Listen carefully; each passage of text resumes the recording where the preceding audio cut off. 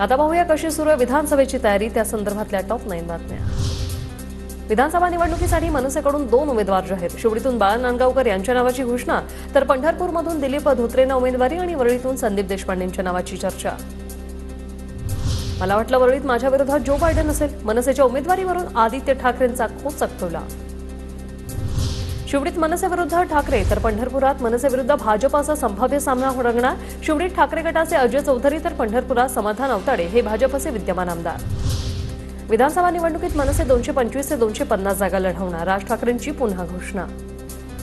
पवार गटाकडून भाजपच्या समरजित घाटगेंना 2 वेळा संपर्क, सूत्रांची माहिती। घाटगेंच्या मनधरणीची जबाबदारी पश्चिम महाराष्ट्रातल्या मोठ्या नेत्यावर सोपवल्याची माहिती। मुश्रीफांविरोधात उमेदवार देण्यासाठी हालचाली सुरू। भाजपच्या हरिभाऊ बागडेंच्या फुलंब्री मतदारसंघावर शिंदे गटाचा दावा।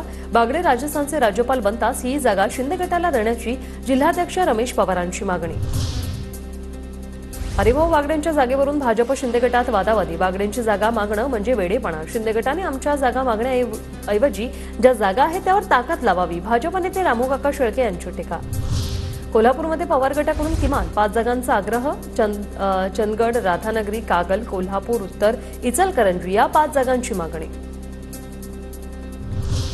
कागल विधानसभा मतदारसंघात मोठा ट्विस्ट। ठाकरे गटाचे संभाव्य उमेदवार संजय बाबा घाटगेंचा मुश्रीफांना पाठिंबा। आगामी निवडणुकीत मुश्रीफांसोबत राहणार, केलं स्पष्ट।